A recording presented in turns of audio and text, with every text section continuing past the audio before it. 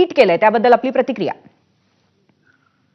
मला वाटतं यापूर्वी जेव्हा 19 एप्रिलला आमचं भारतीय कामगार सेनेच्या अधिवेशनाच्या अगोदर त्याच दिवशी माननीय राज ठाकरेंनी या संदर्भात वक्तव्य केलं होतं आणि माझ्या व्यक्तिगत अहंकार मराठी माणसाच्या महाराष्ट्राच्या हितासाठी मी बाजूला ठेवू शकते, काही मोठे नाही, ते महाराष्ट्रापेक्षा मोठे नाही. आज त्याचं आपल्याला द्योतक पाहायला मिळतंय की आदरणीय उद्धवजी नेमकं त्या दिवशी त्याला प्रतिटाळी द्यायला सांगितलं होतं की होय, मराठी माणूस, मराठी संस्कृती, मराठी भाषा, महाराष्ट्र त्याचं हित पाहणारे जे जे कोण असतील ते त्यांना आपण बरोबर घेतलं पाहिजे आणि जे अहित करणारे लोक आहेत त्यांना सोडून उभं राहिलं पाहिजे. आज मला आनंद आहे की निश्चितपणे महाराष्ट्राचं अहित करण्यासाठी ज्यांनी विडा उचलला होता त्यांनी मधल्या काळात बराच काही प्रयत्न केलेले दिसत आहेत की हा मोर्चा निघू नये. आज मराठी भाषेवरची सोडून हिंदी भाषेची सक्ती करणारे सरकार, नोकर भरती करू शिक्षकांची आहे त्याला पगार देता येत नाही आणि मराठी माणसांमध्ये भेदाभेद करणारं हे सरकार करतो. इतकं वाईट पण वाटतं एका क्षणाचं की ज्या महाराष्ट्राला जातीमुक्त व्यवस्था म्हणून उद्धव आदरणीय वंदनीय शिवसेना पूर्वांनी केलं होतं. त्यांचं वाक्य होतं ब्राह्मणेतर मराठा, मराठेतर 96 कुळी, 92 कुळी, उच्च नीच, दलितेतर घाटी, कोकणी, स्पृश्य अस्पृश्य भेद काढून मराठी माणसं आहेत. त्या मराठी माणसाला या सरकारच्या राज्यकर्त्यांनी जातीपातीत उभं करून ठेवलं एकमेकाच्या विरोधात.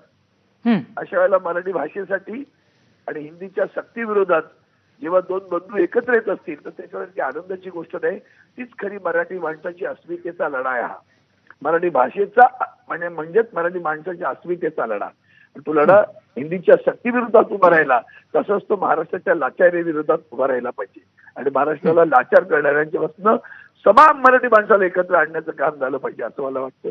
याचं स्वागत करतो.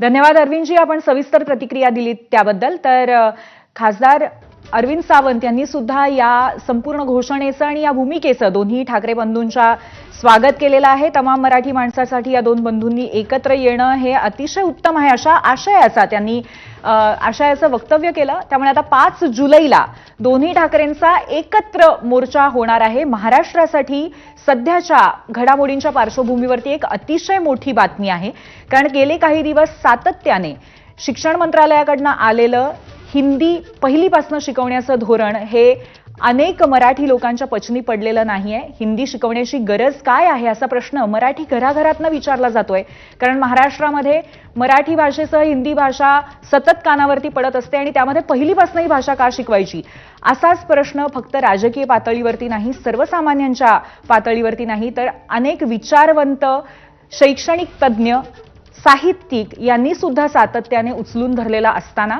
आता एक भव्य मोर्चा 5 जुलैला कुठेतरी संपन्न होईल आणि त्याच्यामध्ये मराठी माणसाचा मुद्दा ज्यांनी नेहमी उचललेला आहे ती अर्थातच उद्धव ठाकरे यांची शिवसेना आणि त्याचबरोबर राज ठाकरे यांची महाराष्ट्र नवनिर्माण सेना, हे दोन महत्त्वाचे पक्ष एकत्रित असणार आहेत. पण त्या व्यतिरिक्त